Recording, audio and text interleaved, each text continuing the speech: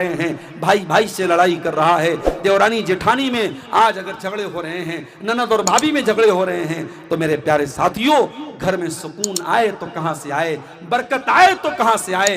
बरकत का तो तरीका हमने खो दिया है, सुकून का तरीका हमने खो दिया है।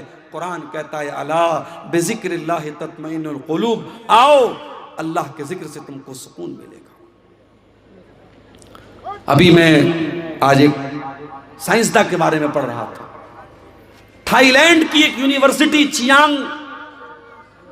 चियांग माऊ एक यूनिवर्सिटी है, उसमें एक प्रोफेसर हैं जो एनाटॉमी के प्रोफेसर हैं, और उनका नाम क्या है? उनका नाम है तेजा तेलाक। वो थाईलैंड के हैं, थाई प्रोफेसर है, एनाटॉमी के वो प्रोफेसर हैं। और वो एनाटॉमी का मतलब होता है इंसान के बदन की जो पार्ट्स ऑफ बॉडी हैं, जो शरीर के जो अंग हैं, उस पर वो रिसर्च करते हैं, उसके बारे में वो तहकीक करते हैं। थाईलैंड की उस यूनिवर्सिटी के प्रोफेसर साहब ने जब तहकीक करना शुरू किया, रिसर्च करना शुरू किया, एक सवाल बार बार उनको डिस्टर्ब कर रहा था कि इंसान की बॉडी में जो दर्द होता है, उस दर्द को बदन का कौन सा हिस्सा रिसीव करता है। इंसान की बॉडी में वो जो दर्द होता है, जो पेन होता है, उस दर्द को बॉडी कैसे फील करती है, बॉडी कैसे महसूस करती है। सबसे पहले बॉडी का कौन सा ऐसा अंग है जो दर्द को फील करता है। डॉक्टर साहब परेशान थे, प्रोफेसर साहब परेशान थे। अचानक किसी ने एक दिन उनको कुरान दे दिया। कुरान पढ़ते हुए सूरह निसा की आयत उनकी आंखों से गुजरी। अल्लाह ने फरमाया कुल्लमा नज़िजत जुलूदुहुम बद्दलनाहुम जुलूदन गैरहा। जब जहन्नमी जहन्नम में डाले जाएंगे, उनके बदन की चमड़ी जल जाएगी, खराब हो जाएगी, हम नई चमड़ी चढ़ा देंगे, हम नई चमड़ी चढ़ा देंगे ले यज़ूक़ुल अज़ाब, ताकि बार बार वो अजाब का मजा चखें, उनको अजाब का दर्द फील हो, उनको अजाब का दर्द महसूस हो। प्रोफेसर साहब ने जब कुरान की आयत पढ़ी, उन्होंने कहा इसका मतलब ये हुआ कि शरीर में अगर कोई अंग है जो दर्द को सबसे पहले फील करता है, सबसे पहले रिसीव करता है, तो वो इंसान की स्किन है, इंसान की चमड़ी है, इंसान की त्वचा है। डॉक्टर साहब ने, वीडियो मौजूद है यूट्यूब पर, आप जाके देख लीजिए, सऊदी अरब में एक बहुत बड़ी कॉन्फ्रेंस हुई और उस कॉन्फ्रेंस में खड़े होकर के उन्होंने इस्लाम कबूल किया, ला इलाहा इल्लल्लाह मुहम्मद रसूलुल्लाह का कलमा पढ़ा, और उन्होंने कहा 1400 साल पहले अरब के एक उम्मी को ये बात किसने बताई जो मेरी पूरी जिंदगी की रिसर्च का निचोड़ है, पूरी जिंदगी मेहनत करने के बाद और तहकीक करने के बाद जो बात मैं बता रहा हूं, कुरान हकीम 1400 साल पहले वो बात कैसे बता रहा है। इसका मतलब ये कुरान अल्लाह का कलाम है। मेरे प्यारे साथियों, आज अगर आप तौहीद पर पक्के हो जाएं, आप अल्लाह का जिक्र और कुरान अगर आप पढ़ना शुरू करें, आप जब बड़े बड़े प्रोफेसर और बड़े बड़े पढ़े लिखे लोगों के दिल की दुनिया बदल गई, आपके दिल की दुनिया भी बदल जाएगी। मगर हमारा दिल का आलम यह है, हमारा दिल बड़ा कठोर हो चुका है मेरे साथियों, ये दिल बड़ा सख्त हो चुका है, ये दिल बड़ा कठोर हो चुका है। कुरान कहता है लौ अंज़लना हाज़ल कुरान अला जबल, इस कुरान को हमने किसी पहाड़ के ऊपर भी उतारा होता तो पहाड़ भी अल्लाह के खौफ से रेजा रेजा हो जाता। लरअयतहु खाशियम मुतसद्दिअम मिन खशियतिल्लाह। इस कुरान के अंदर वो पावर है कि बड़े बड़े पहाड़ को भी चकनाचूर कर सकता है, लेकिन इंसान के दिल पर आज कुरान का कोई असर नहीं हो रहा है। क्यों? क्योंकि पहाड़ से ज्यादा कठोर हो चुका है इंसान का दिल। मेरे प्यारे साथियों, सुकून की दौलत भी इसी कुरान के जरिए मिलेगी, इसी अल्लाह के जिक्र के जरिए मिलेगी, और जो आदमी तौहीद के रास्ते पर चलता है उसके दिल को अल्लाह ताला सुकून की दौलत से भी माला माल कर देता है। मूसा अलैहिस्सलाम को देखिए, बनी इस्राइल को लेके जा रहे हैं, फिरौन को पता चला, फिरौन ने पीछा किया, सामने दरियाए कुलजुम आ गया। मूसा अलैहिस्सलाम के साथियों ने क्या किया है, मूसा इन्ना लमुद्रकून, अब तो हम पकड़ लिए जाएंगे, अब हमें कौन बचाएगा। मूसा अलैहिस्सलाम ने बड़े इत्मीनान से जवाब दिया, कल्ला इन्ना मइया रब्बी सयहदीन, ऐ मेरी कौम के लोगों, मेरा रब मेरे साथ है, मेरा अल्लाह मेरे साथ है, वो जरूर कोई ना कोई रास्ता निकालेगा। ये सुकून हजरत मूसा के दिल में कैसे पैदा हुआ? ये तौहीद की बदौलत पैदा हुआ। जब इंसान की तौहीद पक्की होगी, जब अल्लाह पर यकीन पक्का होगा, बड़े बड़े मुश्किल हालात में भी वही सुकून उसके दिल में मौजूद होगा। मूसा अलैहिस्सलाम ने कहा मेरा रब मेरे साथ है, वो जरूर कोई ना कोई रास्ता निकालेगा। फ़अौहैना इला मूसा अन इज़रिब बिअसाकल बहरा फनफलक फकान कुल्लु फिरकिन कत्तौदिल अज़ीम। अल्लाह फरमाता है हमने मूसा से कहा, ऐ मूसा तू पानी के ऊपर अपने आसा को, अपनी लाठी को मार दे, पानी फट जाएगा और दोनों तरफ पानी रुक जाएगा और बीच में रास्ता बन जाएगा। पानी के ऊपर कभी रास्ता बनते देखा है आपने? मनिहारी का ब्रिज बन रहा है, कितने जमाने से काम चल रहा है, अभी लोग बता रहे 2026-27 में काम कंप्लीट होगा। पानी के अंदर ब्रिज बनाना आसान काम नहीं है, पानी के अंदर पिलर खड़ा करना आसान काम नहीं है। अल्लाह ताला की टेक्नोलॉजी देखो मेरे भाई, अल्लाह ने पानी को रोक दिया दोनों तरफ और बीच में रोड बन गई, रास्ता बन गया और मूसा अलैहिस्सलाम अपने साथियों के साथ बड़े आराम से पानी को क्रॉस कर गए। अल्लाह ताला की जो टेक्नोलॉजी होती है, अल्लाह की जो तदबीर होती है, इंसान वहां तक पहुंच भी नहीं सकता। वल्लाहु खैरुल माकिरीन। इंसानों की तदबीर अल्लाह की तदबीर के सामने कुछ नहीं है। जब अल्लाह अपनी प्लानिंग करेगा तो इंसानों की तदबीर, इंसानों की चालबाजी, इंसानों की मक्कारी धरी की धरी रह जाएगी। अल्लाह की तदबीर उनकी सारी मक्कारियों को खत्म कर देगी मेरे प्यारे साथी। तो तौहीद पे चलने वाला सुकून की दौलत से माला माल होता है। जो इंसान तौहीद पर चलता है वो अल्लाह के कैमरे से हमेशा डरता रहता है। दुनिया का कैमरा, आज आप किसी बड़े मार्केट में चले जाएं, कटिहार के किसी बड़े दुकान में, मॉल में चले जाएं, आप मालदा में चले जाएं, आसपास पूर्णिया चले जाएं, बड़ी बड़ी दुकानों पे कैमरे लगे हैं। क्यों लगे हैं भाई कैमरे? कैमरे लगे हैं साहब, उनको कहते हैं सीसीटीवी कैमरा। वो सिक्योरिटी के लिए लगे हैं, सुरक्षा के लिए लगे हैं। कैमरा लगा है तो चोरी नहीं होगी, कैमरा लगा है तो कोई गलत काम नहीं होगा। जो इंसान तौहीद पर चलता है उसे अल्लाह ताला के कैमरे का डर सबसे ज्यादा होता है, क्योंकि इंसान का बनाया हुआ कैमरा तो फेल भी हो सकता है। इंसान के बने हुए कैमरे में जो चीजें रिकॉर्ड हो रही हैं उनका टाइम होता है, 1 महीना तक रिकॉर्ड होंगी, 6 महीने तक रिकॉर्ड होंगी, 1 साल तक रिकॉर्ड होंगी, उसके बाद वो फाइल डिलीट हो जाएगी, खत्म हो जाएगी। लेकिन अल्लाह ताला का जो कैमरा चल रहा है, फरमाया व इन्ना अलैकुम लहाफिज़ीन किरामन कातिबीन यालमून मा तफअलून। मेरे बंदो, हमने तुम्हारे आमाल को रिकॉर्ड करने के लिए फरिश्तों को लगा दिया है, वो तुम्हारी एक एक एक्टिविटी को रिकॉर्ड कर रहे हैं और जो कुछ तुम कर रहे हो मेरे फरिश्ते रिकॉर्ड कर रहे हैं। और फरिश्तों की जो ये रिकॉर्डिंग हो रही है ये डिलीट होने वाली नहीं है, ये बंद होने वाली नहीं है मेरे प्यारे साथियों। जो इंसान तौहीद पे चलता है उसे अल्लाह की पकड़ का डर होता है कि अल्लाह ताला से बच के कहां जाएंगे। यही वजह है हजरत लुकमान अपने बच्चे से कहते हैं या बुनैया इन्नहा इन तकुम मिस्काला हब्बतिन मिन खरदल, ऐ मेरे बच्चे अगर एक राई के दाने के बराबर भी कोई चीज होगी, फतकुन फी सखरा, और किसी चट्टान के अंदर वो चीज छुपी हुई होगी, औ फी समा, आसमानों में कहीं होगी, औ फिल अर्ज़ी, या जमीन पे कहीं होगी, याति बिहल्लाह, अल्लाह ताला राई के दाने के बराबर चीज को भी सामने ले आए।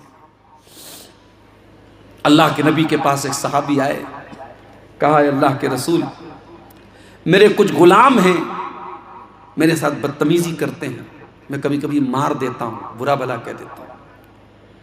अय अल्लाह के रसूल क्या मेरी पकड़ होगी अल्लाह के यहां? अपने गुलामों को अगर मार दिया, पीट दिया, बुरा भला कह दिया, क्या मेरी पकड़ होगी अल्लाह के यहां? अल्लाह के नबी ने कुरान की आयत पढ़ दी, वनज़उल मवाज़ीनल क़िस्त लियौमिल क़ियामह, हम क़यामत के दिन इंसाफ का तराजू रखेंगे, फला तुज़लमु नफ्सुन शैया, और क़यामत के दिन अल्लाह के तराजू पर किसी के साथ कोई अन्याय नहीं होगा। व इन कान मिस्काला हब्बतिन मिन खरदलिन अतैना बिहा, और एक राई के दाने के बराबर भी अगर तुम्हारा कोई अमल होगा, अल्लाह के तराजू पर सामने आ जाएगा। वह कफा बिना हासिबीन, मेरे बंदो जब हम हिसाब लेंगे तो पूरा पूरा लेंगे। अल्लाह के नबी ने कुरान की आयत पढ़ी और कहा कि ऐ मेरे सहाबी, आप अपने गुलामों को जो मारते हैं, पीटते हैं, जो बुरा भला कहते हैं, उसको कैलकुलेट किया जाएगा, उसको नापा जाएगा, उसको तौला जाएगा। अगर आपके गुलामों की जो बदतमीजी है, आपके गुलामों की जो नाफरमानी है, अगर वो ज्यादा निकली और आपकी सजा कम निकली तो आपको उनकी नेकी मिल जाएगी, आपके गुनाह कुछ कम हो जाएंगे। लेकिन अगर आपने अपने गुलामों को जो सजा दी है, जो मारा है, जो पीटा है, अगर आपकी सजा ज्यादा है और आपके गुलामों की गलती कम है तो फिर उनके गुनाह आपके ऊपर लादे जाएंगे और आपको अपनी नेकियों से हाथ धोना पड़ेगा। अल्लाह। सहाबी एक कोने में जाके रोने लगे, बड़ी देर तक रोते रहे, आंसू बहाते रहे और रोते हुए कहने लगे, अल्लाह के नबी, इन्नी उशहिदुका अला अन्नहुम अहरार। अल्लाह के नबी, इतना बड़ा खतरा मैं मोल नहीं ले सकता। अपने गुलामों को मैं मार रहा हूं, पीट रहा हूं, अगर इसके बदले कयामत के दिन मुझे उनके गुनाह मेरे ऊपर लाद दिए जाएं और मेरी नेकियों से मुझे हाथ धोना पड़े, मैं इतना बड़ा रिस्क नहीं ले सकता, मैं इतना बड़ा खतरा मोल नहीं ले सकता। अल्लाह के नबी, मैं आपको गवाह बना के कहता हूं, मैं अपने सारे गुलामों को आजाद कर रहा हूं। अल्लाह अकबर। ये होती है तौहीद की बरकत। जब इंसान तौहीद पे चलता है, उसके दिल में अल्लाह का डर होता है कि मुझे अल्लाह को हिसाब देना है। और जब तौहीद पर नहीं चलता है, जब अल्लाह का कोई डर नहीं होता है, तो चोर बन जाता है, बेईमान बन जाता है, करप्ट बन जाता है, भ्रष्टाचारी बन जाता है। मेरे प्यारे साथियों, हजरत अब्दुल्लाह इब्न उमर को देखो, सफर में जा रहे हैं, प्यास लगी, भूख लगी, एक चरवाहा उनको मिला, देखा चरवाहे के साथ बकरियां बहुत सारी हैं, कहा कि है मेरे भाई, किसी बकरी का दूध पिला दे, मैं कीमत दे देता हूं, पैसा दे देता हूं। चरवाहा बोला कि नहीं, ये बकरियां मेरी नहीं है, मेरे मालिक की है, मुझे सिर्फ बकरी चराने को बोला गया है, मैं किसी बकरी का दूध आपको नहीं पिला सकता। अब्दुल्लाह इब्न उमर को बड़ी हैरत हुई, ये चरवाहा आदमी है, गुलाम है, इसको इतनी अकल है, इतना शऊर है कि मैंने बकरी का दूध मांगा, ये नहीं दे रहा है, कह रहा है मेरे मालिक की बकरी है। उन्होंने आजमाने के लिए, उसका इम्तिहान लेने के लिए कहा, ऐ चरवाहे, एक काम कर दो, अपनी बकरियों में से एक बकरी मुझको दे दे, मैं तुझको उसकी कीमत दे देता हूं। मालिक पूछे तो बता देना कि बकरी को भेड़िया लेके चला गया, भेड़िया आया था, एक बकरी को लेके चला गया, मालिक तुझे कोई सजा नहीं देगा और तुझे पैसे भी मिल जाएंगे, तेरा भी काम बन जाएगा, मेरा भी काम बन जाएगा, मैं बकरी का दूध दो लूंगा, जरूरत पड़ी तो ज़बा कर लूंगा, मेरा भी फायदा, तेरा भी फायदा। चरवाहे ने कहा, बहुत अच्छे, बहुत अच्छे, बहुत अच्छा ऑफर पेश किया आपने। अब्दुल्लाह इब्न उमर, आपका ऑफर बुरा नहीं, आपका ऑफर बहुत अच्छा है, आप भी खुश, मैं भी खुश, मालिक भी खुश, बस मुझे एक सवाल का जवाब दे दीजिए, फ़अैन अल्लाह, अल्लाह को क्या जवाब दूंगा? कल अल्लाह पूछेगा कयामत के दिन कि तूने अपने मालिक के साथ गद्दारी की, चीटिंग की, फ्रॉड किया, धोखा किया, बेवकूफ बनाया अपने मालिक को, मैं अल्लाह को क्या जवाब दूंगा? बस मुझको इतना बता दीजिए। उस चरवाहे के मुंह से फ़अैन अल्लाह, अल्लाह कहा गया, मैं अल्लाह को क्या जवाब दूंगा? ये सुनकर के अब्दुल्लाह बिन उमर रोने लगे, आंखों से आंसू जारी हो गए। पूछा तेरा मालिक कौन है? मदीना आए, मालिक का पता लगाया और मालिक को कीमत दे करके उस गुलाम को आजाद कर दिया। और आजाद करने के टाइम उस गुलाम से कहा, ऐ चरवाहे, ऐ कल तक तू गुलाम रहने वाला इंसान, आज इस तरह एक जुमले ने तुझको दुनिया की गुलामी से बचा लिया है और मुझे उम्मीद है कल कयामत के दिन जहन्नम की आग से भी तुझे ये जुमला बचा लेगा। अल्लाह अकबर। अल्लाह का ये डर, तौहीद जब दिल में होगी तब पैदा होगा मेरे साथियों। जब आप तौहीद के पक्के होंगे तो अल्लाह का ये डर आपके दिल में पैदा हो जाएगा।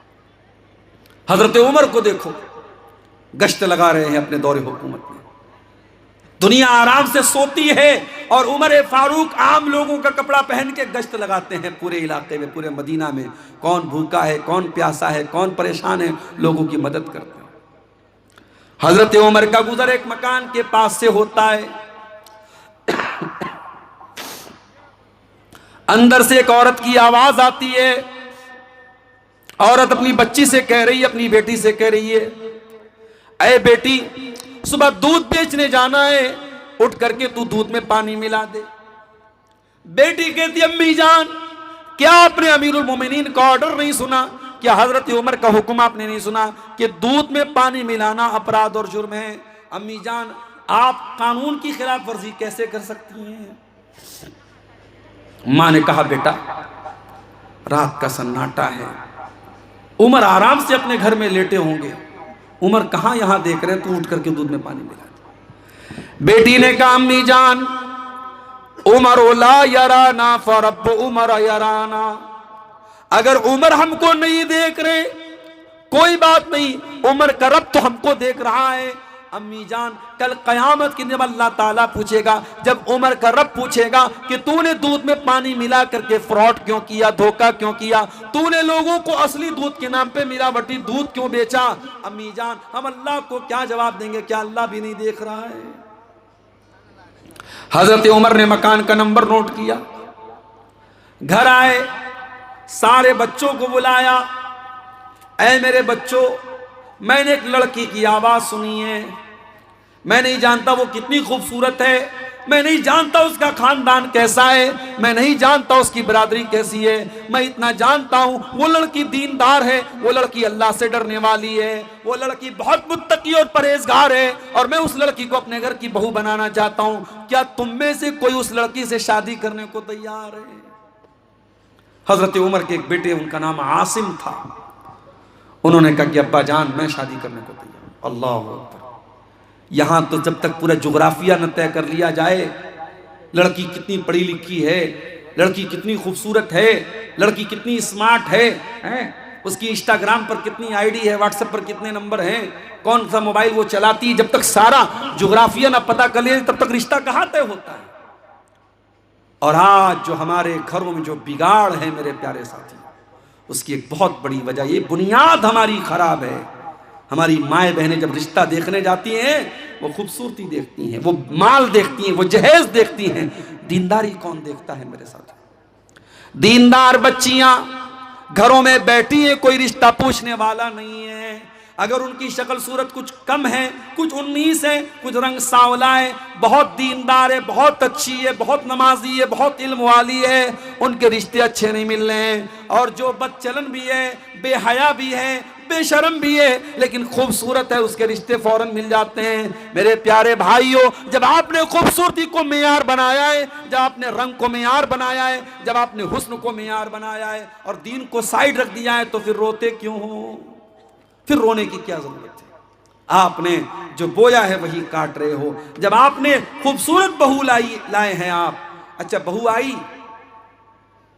1 साल के बाद माँ बाप कहते हैं हमारा बेटा तो हमारे हाथ से निकल गया। जरा बहू के कमरे में जाके देखो, बहू के कमरे में जो बेड है वो किसने दिया? ससुर ने दिया। अलमारी किसने दी? ससुराल से मिली। आपका बेटा जिस फ्रिज का पानी पी रहा है वो कहां से आई? ससुराल से आई। आपका बेटा जिस बुलेट पे घूम रहा है वो बुलेट कहां से आई? ससुराल से आई।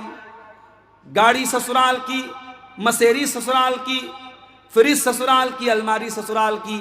जब तमाम आपके बेटे के कमरे में जो चीजें भरी हैं वो ससुराल की मिली हुई हैं, तो आज आप ये शिकायत क्यों कर रहे हैं कि हमारा बेटा हमारी बात कम मानता है, अपने सास ससुर की बात ज्यादा मानता है? अरे भाई, तो सही तो कर रहा है। आपका बेटा नमक हलाल कर रहा है, नमक हराम नहीं है। वो जिसका नमक खा रहा है उसका गुन गा रहा है। जहां से वो उसने सामान हासिल किया है और पूरे कमरे में जहां का सामान भरा है, उन्हीं की वो तारीफ कर रहा है और उन्हीं के कसीदे पढ़ रहा है। मेरे प्यारे साथियों, शादी ब्याह पे भी आज हमने ऐसी रस्मों रिवाज की ऐसी चादर चढ़ा दी है।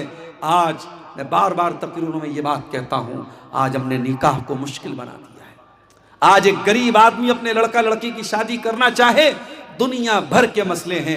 लड़की की शादी है तो जहेज का इंतजाम करना है, और इसी तरीके से जेवर का इंतजाम करना है, 500 बारातियों का इंतजाम करना है, और लड़के की शादी है तो उसमें भी इतने का खाना होना ही चाहिए। अब आपके शेरशाबादियों में कभी मैं किसी शादी में शामिल नहीं हुआ, हमारे बनारस में एक ज़माने में लोग घरों में दावत कर लेते थे, अब साहब शादी हॉल में दावत होती है। हैदराबाद में मैं गया, वहाँ लोगों ने बताया कि शादी हॉल में दावत होती है और सात तरीके के 8 तरीके के खाने जब तक न हो तब तक दावत मुकम्मल नहीं होती। कश्मीर में मैं गया, कश्मीर में शादी के मौके पर 19 तरीके के गोश्त बनते हैं और तब जाकर के शादी मुकम्मल होती है। आपने शादी को इतना मुश्किल बनाया है और जिना 500 रुपये में और 200 रुपये में हो रहा है। मेरे प्यारे साथियों, जब आप हलाल को मुश्किल करेंगे हराम आम हो जाएगा। मेरे नबी ने निकाह को इतना आसान बनाया था, इतना आसान बनाया था, लड़की का अगर वली राजी है और लड़का राजी है, 2 गवाहों ने आकर के उनके सामने लड़के ने कबूल कर लिया, और महर में अगर कोई रुपया पैसा नहीं था, अगर लड़के को कुरान की कुछ आयतें भी याद है और उसने इसी को महर बना दिया कि मैं अपनी होने वाली बीवी को कुरान की आयतें सिखा दूंगा, यही महर बन गया। और ऐसा भी निकाह हुआ है नबी के दौर में। मेरे प्यारे साथियों, जब आप निकाह को मुश्किल बनाएंगे जिना आसान होगा, और आज जिना आसान हो चुका है और आम हो चुका है। और वो गुनाह जिसके बारे में कुरान कहता है वला तक़रबुज़्ज़िना, तुम जिना के करीब भी मत जाना। आज शायद कोई घर बचा हो, कोई गांव बचा हो, कोई खानदान बचा हो जहां इस गुनाह की आग की लपटें न पहुंच चुकी हो। जो इस्लाम की नजर में तीसरा बड़ा गुनाह था, शिर्क के बाद और कत्ल के बाद जो टॉप क्राइम है, जो इस्लाम की नज़र में तीसरा बड़ा गुनाह है, आज मुसलमानों की बस्तियों में, मुसलमानों के गांव में, मुसलमानों के इलाकों में जिना आम हो रहा है। मेरे प्यारे साथियों, और हालात यहाँ तक पहुँच चुके हैं कि अब मुसलमान लड़कियों का ताल्लुक गैर मुस्लिम लड़कों के साथ भी हो रहा है। यहाँ तक हालात पहुँच चुके हैं। मेरे प्यारे साथियों, जब आप तौहीद के पक्के होंगे, आपके दिल में अल्लाह का डर होगा, तो आप जिना से भी अपने आप को बचाएंगे, आप अपनी शर्मगाह की भी हिफाजत करेंगे, एक औरत अपनी आबरू की भी हिफाजत करेगी। आप देखिए वो चरवाहा जो अपने मालिक के साथ वफादार था और अल्लाह से डरने वाला था, उसने कहा कि अगर मैं अपने मालिक को धोखा दे दूं तो अल्लाह को क्या जवाब दूंगा। और अब्दुल्लाह इब्न उमर रज़ी अल्लाह तआला अन्हु उसको आज़ाद कर दिया। और वो लड़की जो माँ के सामने ये कहती है अगर उमर देखने वाला नहीं है तो उमर का रब देख रहा है, और उस लड़की को हजरत उमर अपने घर की बहू बनाते हैं, और बाद में उसी लड़की की औलाद में से एक इंसान पैदा होते हैं जिनका नाम उमर बिन अब्दुल अजीज रहमतुल्लाहि अलैह है, जिनको उमर सानी कहा जाता है। मेरे प्यारे साथियों, तौहीद के इस अकीदे में पक्के हो जाइए, तौहीद को मजबूत कीजिए। जब आप तौहीद के पक्के होंगे तो आप देखेंगे आपका अखलाक भी ठीक हो रहा है, आपका कैरेक्टर भी दुरुस्त हो रहा है, आपके सुलूक पर भी उसका असर पड़ रहा है। मेरे प्यारे भाइयों, आज दुनिया की अदालतें आप जाके देखें, अदालतों में अपराधी अपने आप को बचाने के लिए एड़ी चोटी का जोर लगाता है, वकील को खरीद लेता है, जज को खरीद लेता है, पुलिस को खरीद लेता है। लेकिन नबी के दौर में अदालत में अपराधी आता है, गामिदी औरत आती है और आकर के कहती है इन्नी असब्तु ज़िना, ऐ अल्लाह के नबी मैंने ज़िना किया है, मैं शादीशुदा औरत हूँ, मैंने ज़िना किया है, मुझे मालूम है। शादीशुदा अगर ज़िना कर ले उसकी सज़ा इस्लाम में पत्थरों से मार मार के ख़त्म कर देना है। ऐ अल्लाह के नबी मैंने बहुत बड़ा गुनाह कर लिया है, मुझे पाक कर दीजिए, मुझे दुनिया में सज़ा दे दीजिए ताकि आखिरत में मुझे ज़िना की सज़ा न झेलनी पड़े। अल्लाह के नबी ने पहले तो टालने की कोशिश की, आपने कहा ले जाओ इसको, क्या बक रही है ये, जाने दो इसको। उस औरत ने कहा अल्लाह के नबी इन्नी लहुबला, मैं पेट से हूँ, मेरे पेट में हमल भी है, बच्चा भी है, मैं झूठ नहीं बोल रही हूँ, मुझे सजा दे दीजिए ज़िना की। आपने कहा ठीक है जाओ, जब बच्चा जन्म ले ले, जब बच्चा पैदा हो जाए तब तुम मेरे पास आना। आपने 9 महीने का टाइम अपराधी को दे दिया। अपराधी भाग सकता है, बच सकता है। अल्लाह के नबी भी शायद भूल चुके होंगे, सहाबा भी शायद भूल चुके होंगे। 9 महीने के बाद बच्चा पैदा होता है, औरत उस बच्चे को गोद में लेकर के आती है। ऐ अल्लाह के नबी शायद आप भूल गए, मैं गामिदी हूं, मैं वही औरत हूं जो 9 महीने पहले आपके पास आई थी। ऐ अल्लाह के नबी मुझको ज़िना की सजा दे दीजिए, मुझको पाक कर दीजिए। आपने फरमाया नहीं नहीं, अभी बच्चा बहुत छोटा है, माँ का दूध पी रहा है, जाओ जब ये बच्चा रोटी खाने लगे तब तुम मेरे पास आना। अल्लाह के प्यारे नबी ने 2 साल का टाइम अपराधी को और दे दिया, 2 साल का मौका और दे दिया कि जा तू भाग सकता है तो भाग जा, बच सकता है तो बच जा, अपने आप को बचा सकता है तो बचा ले। हो लोगो, वो कौन सी ताकत थी, वो कौन सी कुव्वत थी। 2 साल के बाद जब बच्चा रोटी खाने लगता है, वो औरत अपने बच्चे को गोद में लेकर के आती है, बच्चे के हाथ में रोटी का टुकड़ा है, बच्चा रोटी खा रहा है। अय अल्लाह के नबी, मेरा बच्चा दूध छोड़ चुका है, मेरा बच्चा रोटी खाने लगा। अय अल्लाह के नबी, अब तो मुझे ज़िना की सजा दे दीजिए। आपने जमीन में गड्ढा खुदवाया, औरत का आधा धड़ जमीन में गाड़ा गया। जो इस्लाम में सजा है, शादीशुदा की सजा, ज़िना की, पत्थरों से मारा गया उस औरत को, रज्म किया गया। जब पत्थरों से मारा जाने लगा, उस औरत के खून के कुछ छींटे हजरत खालिद बिन वलीद के कपड़ों पर पड़ गए। हजरत खालिद बिन वलीद की जबान से कुछ नाजेबा कलमात निकल गए, कुछ नामुनासिब कलमात उस औरत के हक में निकल गए। उन्होंने कुछ ऐसी बातें बोल दी कि पता नहीं कैसी औरत का खून मेरे कपड़े पर पड़ गया। अल्लाह के नबी ने बड़े गुस्से में फरमाया, महलन या खालिद, ऐ खालिद खबरदार, ऐ खालिद अपनी जबान को लगाम दो, ऐ खालिद ये कोई मामूली औरत नहीं है। लक़द ताबत तौबतन, इसने अल्लाह की बारगाह में सच्ची तौबा की है। लौ ताबहा साहिब मुक्सिन लगुफिर लहू, अगर कोई डाकू भी ऐसी तौबा करता तो अल्लाह उसको भी माफ कर देता। ये है तौहीद की बरकत। जब आप तौहीद के रास्ते पर आते हैं तो आपका दिल ऐसा हो जाता है कि आप अल्लाह की बारगाह में आकर के अपने गुनाहों का इकरार कर लेते हैं मेरे साथी। इसलिए मेरे प्यारे भाइयों, जो गुनाहों के बोझ से बोझल बना हुआ है, जो गुनाहों की जंजीरों में जकड़ा हुआ है, आओ ये रात का सन्नाटा है, ये रात का सुहाना वक्त है, जाओ वजू करके अपने कमरे में, अपने मस्जिद में या जहां भी मुनासिब हो, जा करके अल्लाह के सामने सजदे में सर झुका दो और अल्लाह के सामने अपने गुनाहों का रोना रो लो, अल्लाह के सामने अपनी गलतियों का इकरार कर लो। यकीन जानो, जब अल्लाह के सामने तुम सर झुका दोगे मेरे प्यारे साथियों, फिर आपको कहीं और सर झुकाना नहीं पड़ेगा। शायर कहता है, वो एक सजदा जिसे तू गिरा समझता है, 1000 सजदों से देता है आदमी को नजात। आज हमारे देश में इस तौहीद के खिलाफ भी बातें हो रही हैं, इस्लाम के खिलाफ भी बातें हो रही हैं, और ऐसा मैसेज दिया जा रहा है, ऐसा नैरेटिव गढ़ा जा रहा है कि इस्लाम का मानने वाला सबसे घृणा करता है, सबसे नफरत करता है। माफ कीजिएगा, तौहीद नफरत नहीं सिखाती है, तौहीद इंसानियत सिखाती है। इस्लाम की नजर में कोई पैदाइशी एतबार से ऊंचा नीचा नहीं है। दूसरे मजहब वालों के यहां किसी के बारे में यह अकीदा है कि वो साहब वो उनके भगवान के सर से पैदा हुआ है, कोई पेट से पैदा हुआ है, कोई पैर से पैदा हुआ है, कोई निचली जाति का है, कोई ऊंची जाति का है। ये उनका अकीदा है, उनकी बिलीफ है, उनकी आस्था है, मैं उस पर कोई कमेंट नहीं करता। मगर इस्लाम क्या कहता है?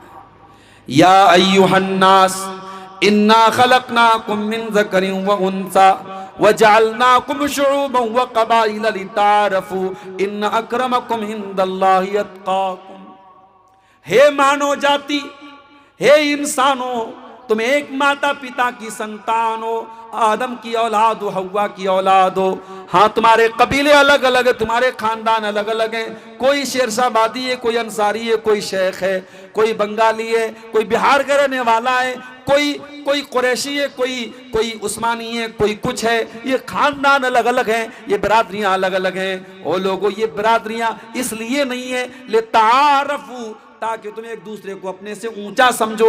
नहीं, ये बिरादरियां तो पहचान के लिए हैं, ये बिरादरियां तो तुम्हें एक दूसरे को जानने के लिए हैं। इन्ना अक्रमकुम इंदल्लाहि अत्क़ाकुम, अल्लाह ताला क्या तुम्हारी मेरिट अगर बनेगी तो तकवा की बुनियाद पर बनेगी। अल्लाह क्या तुम्हारा दर्जा अगर तय होगा तो तकवा की बुनियाद पर होगा।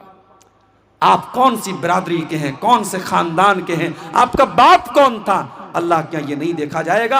अल्लाह के आपका तकवा आपकी मेरिट तय करेगा। मेरे प्यारे साथियों, हजरत नूह अलैहिस्सलाम का बेटा एक नबी का बेटा होने के बावजूद डूब गया, और शायर कहता है बगावत पर हुआ मादा तो डूबे नूह का बेटा।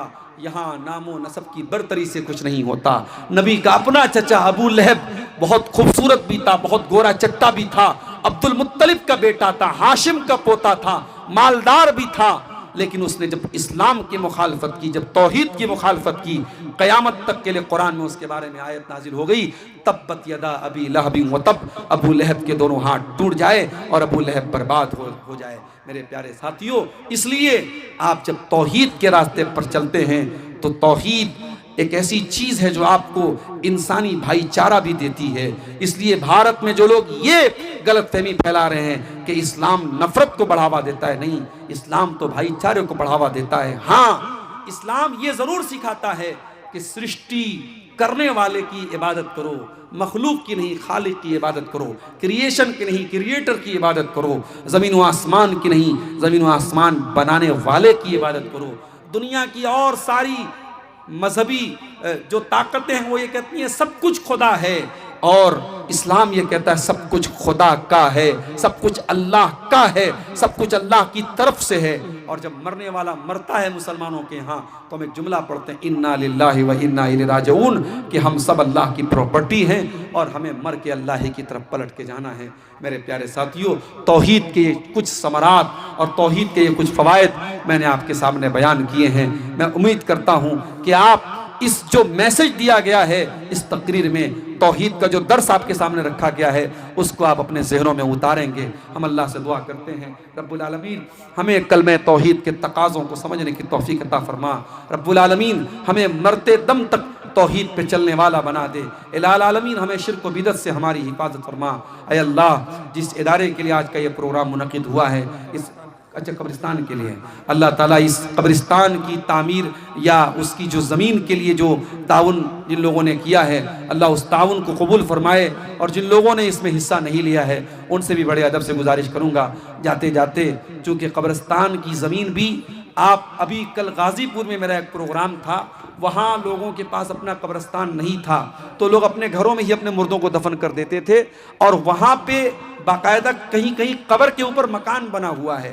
तो ये कब्र की भी बेहुरमती है और इंसानी लाश की भी बेहुरमती है। इसलिए मुसलमानों की बस्ती में कब्रिस्तान होना चाहिए, और कब्रिस्तान के लिए अगर ये प्रोग्राम हो रहा है तो बहुत अच्छा कदम है, और हमें और आपको ज़रूर इसमें अपना ताउन करना चाहिए। अल्लाह ताला हमारी नेकियों को कबूल फरमाए, जब तक हम दुनिया में ज़िंदा रहें, इस्लाम पर ज़िंदा रहें और हमारा खात्मा भी ईमान पर हो। रब्बना तक़ब्बल मिन्ना इन्नका अंतस समीउल अलीम व तुब अलैना इन्नका अंतत तव्वाबुर रहीम। व सल्लल्लाहु तआला अला नबीना मुहम्मद व अला आलिहि व सहबिहि अजमईन।